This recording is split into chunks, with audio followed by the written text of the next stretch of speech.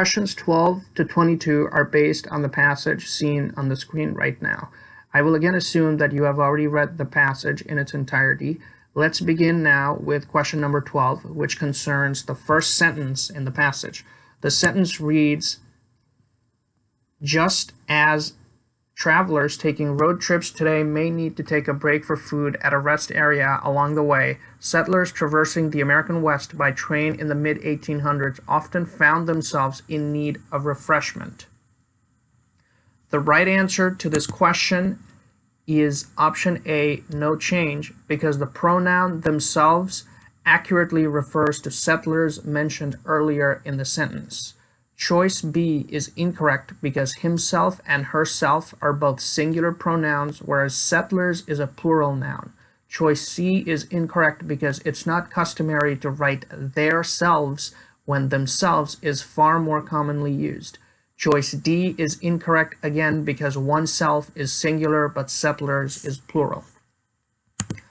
Question 13 is about the underlined portion that reads, "Despite having worked for railroad companies, Fred Harvey, an English-born entrepreneur."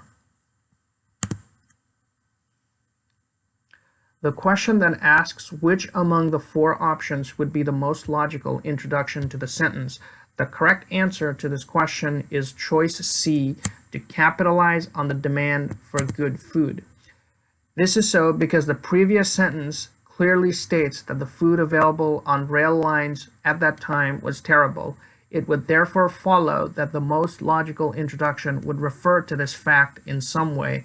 This is done only by choice C. Question 14 refers to the third underlined portion of this passage. If you read the highlighted sentence, you'll find that it's not a full sentence since it depends on the following sentence. This is the highlighted sentence, and if you read through it, you'll find that it's not actually a complete sentence. Despite having worked for railroad companies, Fred Harvey, an English-born entrepreneur, period. That's not a full sentence. Choice A is therefore incorrect.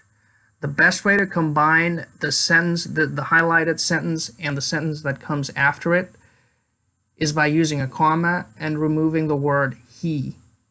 This is done by choice D, which is the right answer. Choice B is incorrect because a colon is used only after complete sentences, and as I said earlier, the highlighted portion is not a complete sentence. Choice C is also incorrect because semicolons are also used only after complete sentences. The correct answer is therefore D. Question 15 is about the sentence that reads, "These Harvey houses, which constituted first restaurant chains in the United States, was unique for its high standards of service and quality." This is a classic example of subject-verb agreement in number. The subject here is these Harvey houses, which is plural. The verb and the pronoun referring to this plural noun must also be plural. This is achieved only by choice B, which is the right answer.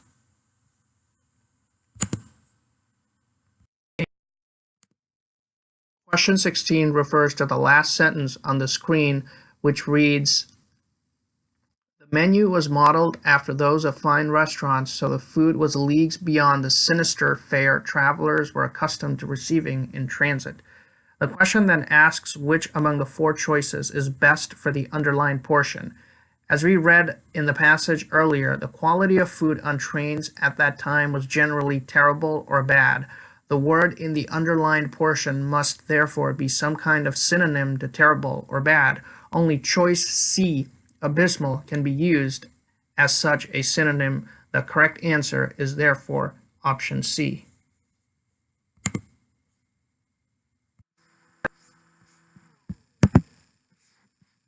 Question 17 refers to the sentence at the top of the screen right now. It reads, "His restaurants were immediately successful, but Harvey was not content to follow conventional business practices." The question then follows up by asking whether this sentence should be deleted and why. The right answer is clearly option C because the following sentence, which reads, Although women did not traditionally work in restaurants in the 19th century, Harvey decided to try employing women as waitstaff. This sentence describes how Harvey decided to employ women who at that time were not conventionally employed by such businesses. It was therefore an unconventional practice by Harvey. Choices A and B are incorrect by default because they suggest that the sentence should be deleted. Choice D is incorrect because although the sentence provides a specific example, that example is not used anywhere to support an argument. The correct answer is therefore choice C. Question 18 is about the underlined portion that reads, response to the advertisement was overwhelming, even tremendous. The correct answer is option B because it avoids the wordiness of option A. The words even tremendous are unnecessary when it is already mentioned that the response was overwhelming. Choice A is therefore incorrect. Choice C suffers from awkward construction. Choice D is also too wordy and is an inferior choice to the much nimbler choice B.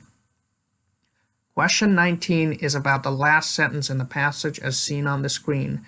It reads, not only were such regulations meant to ensure the efficiency of the business and the safety of the workers, but also helped to raise people's generally low opinion of the restaurant industry.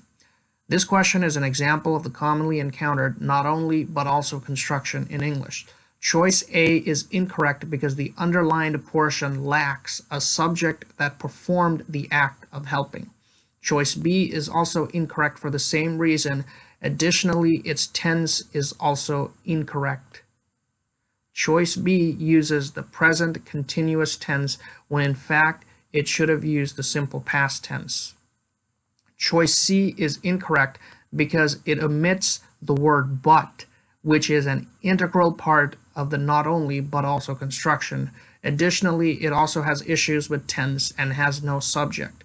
Choice D, therefore, is the correct option because it does not omit the subject, uses the simple past tense, and completes the not only but also construction correctly.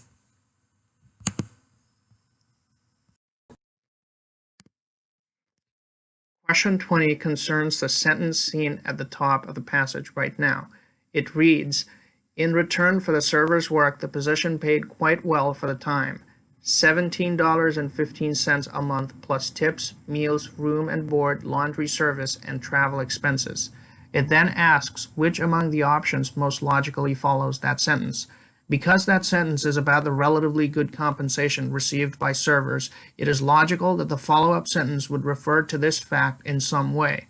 This is done only by option C, which explicitly connects the high compensation as denoted by benefits with the positive impact it had on the Harvey girls. Options A and B are wholly unrelated to the sentence, whereas option D makes an irrelevant reference to monetary inflation.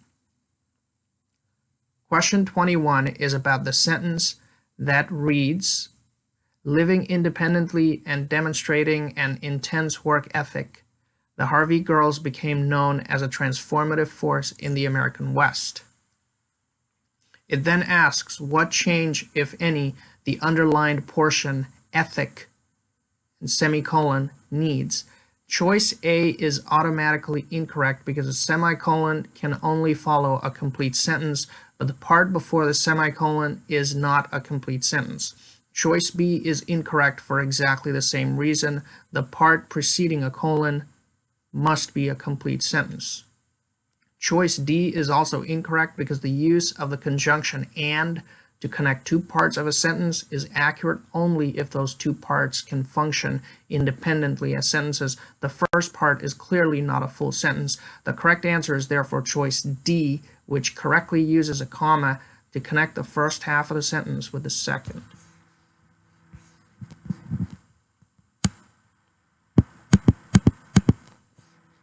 Question 22 is about the same sentence as the previous question. The underlined portion for this question, however, is at the end where the question asks whether it can be revised by adding the following line. West, comma, inspiring books, documentaries, and even a musical. The correct answer to this question is A. Choice B is incorrect because the rest of the passage does not transition to anything new. Choice C is incorrect because the positive influence of the Harvey girls is not mentioned earlier in the passage. Choice D is incorrect because there is nothing in the line mentioned in this question that disagrees with the passage. That leaves only choice A, which is the right answer.